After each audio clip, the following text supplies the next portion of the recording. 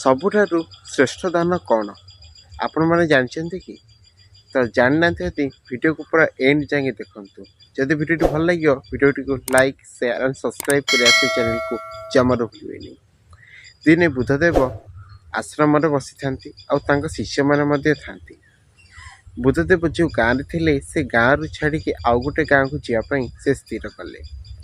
ଆଉ ତା ଶୁଣିକି ଗାଁର ସବୁ ଲୋକ, ଧନୀ, ରାଜା, ମହାରାଜା ସମସ୍ତେ ଆସିକି ବୁଦ୍ଧଦେବଙ୍କ ପାଖରେ ପହଞ୍ଚିଲେ। ଯେହେତୁ ବୁଦ୍ଧଦେବ ସେ ଗାଁ ଛାଡ଼ିକି ଯାଉଛନ୍ତି, ସେମାନେ ଭାବିଲେ କି ତାଙ୍କୁ କିଛି ଦାନ କରାଯାଉ। ସମସ୍ତେ ନିଜ ନିଜ ସକ୍ଷମ ହିସାବରେ ଦାନ କରିବାକୁ ଲାଗିଲେ। ସେଠାରେ ଥିବା ରାଜା ତାର ଅର୍ଥ, କିଛି ବସ୍ତ୍ର ଦାନ କଲେ। ଆଉ କିଛି ସେନାପତି, ମହାମନ୍ତ୍ରୀମାନେ ସେମାନେ ତାଙ୍କର କିଛି ସମ୍ପତ୍ତି, ସୁନା ସବୁ ଦାନ କଲେ। ଆଉ ବୁଦ୍ଧ ମହାତ୍ମା ସେଠାରେ ବସିକି ଏ ସବୁ କିଛି ଦାନକୁ ଗ୍ରହଣ କଲେ। ଆଉ ଏତିକି ବେଳେ ଜଣେ ଗରିବ ବୃଦ୍ଧଟି ଆସିକି ସେଠାରେ ପହଞ୍ଚିଲା।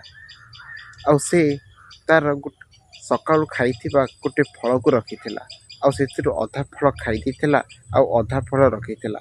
ଯେତେବେଳେ ଜାଣିଲା କି ଏଇ ଗାଁରୁ ଆଜି ମହାତ୍ମା ଚାଲି ଯାଉଛନ୍ତି, ସେ ଅଧା ଫଳକୁ ନ ଖାଇକି ମହାତ୍ମାଙ୍କ ପାଇଁ ନେଇକି ଆସିଛି। ଆଉ ମହାତ୍ମାଙ୍କୁ ମଧ୍ୟ ଏ ସବୁ କଥା ସେ କହିଲା କି ସେ ଏ ଫଳକୁ ଅଧା ଖାଇଛି ବୋଲିକି। ଆଉ ତା ପାଖରେ ଆଉ କିଛି ବି ନାହିଁ। ଆଉ ସେ ଅଧା ଫଳକୁ ଆପଣଙ୍କୁ ମୁଁ ଦେବାକୁ ଚାହୁଁଛି। ଏଇ କଥା ଯେତେବେଳେ ବୁଦ୍ଧ ମହାତ୍ମା ଶୁଣିଲେ ସେ ବହୁତ ଆଶ୍ଚର୍ଯ୍ୟ ହେଇଗଲେ। ଆଉ ସେ ତାଙ୍କ ଆସ୍ଥାନରୁ ଉଠିକି ସେ ଫଳକୁ ଗ୍ରହଣ କଲେ। ତାକୁ ଦେଖିକି ଗାଁର ଅନ୍ୟ ସମସ୍ତ ଲୋକ, ରାଜା ଆଉ ମହାମନ୍ତ୍ରୀ, ସମସ୍ତେ ସୈନିକ ସମସ୍ତେ ପୁରା ଆଶ୍ଚର୍ଯ୍ୟ ହେଇକି ଅନେଇଛନ୍ତି। ସେହି ସମୟରେ ରାଜା ମହାମନ୍ତ୍ରୀଙ୍କୁ କହିଲେ କି ମହାମନ୍ତ୍ରୀ, ମହାତ୍ମା ତ ଆମ ଦାନକୁ ନିଜ ଆସ୍ଥାନରେ ବସିକି ହିଁ ଗ୍ରହଣ କଲେ, କିନ୍ତୁ ଏ ବୃଦ୍ଧର ଏ ଅଇଁଠା ଫଳକୁ ନିଜ ଆସ୍ଥାନରୁ ଉଠି ଆସିକି ତାକୁ ସେ ସ୍ୱୀକାର କଲେ, ଏମିତି କ'ଣ ପାଇଁ? ଏଇ କଥା ଶୁଣି ମହାମନ୍ତ୍ରୀ କହିଲେ କି ମହାରାଜା, ମୁଁ ଏ ବିଷୟରେ କିଛି କହିପାରିବିନି। ଯଦି ହବ ଆମେ ମହାତ୍ମାଙ୍କୁ ଏ ବିଷୟରେ ପଚାରିବା। ରାଜା ଯାଇକି ମହାତ୍ମାଙ୍କୁ ଏ ବିଷୟରେ ପଚାରିଲେ କି ଆପଣ ଏମିତି କ'ଣ ପାଇଁ କଲେ? ଆମେ ଦେଇଥିବା ଦାନକୁ ଆପଣ ଆସ୍ଥାନରେ ବସିକି ଗ୍ରହଣ କଲେ, ଆଉ ଏ ବୃଦ୍ଧ ଦେଇଥିବା ଅଇଁଠା ଫଳକୁ ଆପଣ ଆସ୍ଥାନରୁ ଉଠି ଯାଇକି ତାକୁ ସ୍ୱୀକାର କଲେ। ଆଉ ଏହା ଶୁଣିକି ମହାତ୍ମା କହିଲେ କି ଆପଣ ଯେଉଁମାନେ ସବୁ ଦାନ କରିଛନ୍ତି ସେମାନେ ଅଭିମାନରେ ଆଉ ଆପଣଙ୍କର ପାଖରେ ଥିବା ସକ୍ଷମର ମୁଠାଏ ମାତ୍ର ଅଂଶ ମୋତେ ଦାନ କରିଛନ୍ତି, କିନ୍ତୁ ସେଇ ବୃଦ୍ଧ ଜଣକ ତ ତାର ଦିନକର ସମ୍ପୂର୍ଣ୍ଣ ପୁଞ୍ଜିକୁ ମୋତେ ଦେଇଛି। ଆଉ ତା ପାଖରେ ରାତିରେ ଖାଇବା ପାଇଁ ମଧ୍ୟ କିଛି ବି ନାହିଁ। ଆଉ ଏଇ କଥା ଶୁଣିକି ରାଜା ମଧ୍ୟ ଆଉ ଅନ୍ୟ ସମସ୍ତଙ୍କର ମୁଣ୍ଡ ତଳକୁ ହେଇଗଲା।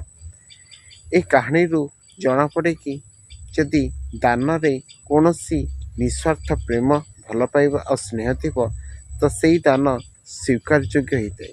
ଆଉ ସେଇ ଦାନକୁ ହିଁ ସର୍ବଶ୍ରେଷ୍ଠ ଦାନ କୁହାଯାଏ। କିନ୍ତୁ ରାଜା ମହାରାଜାମାନେ ଯେଉଁ ଦାନ କରନ୍ତି ସେମାନେ ଅଭିମାନରେ ଦାନ କରିଥାନ୍ତି। ନିଜର ଅହଙ୍କାରକୁ ଦେଖାଇବାର ଯେଉଁ ଶୈଳୀକୁ ଦାନ କରିଥାନ୍ତି।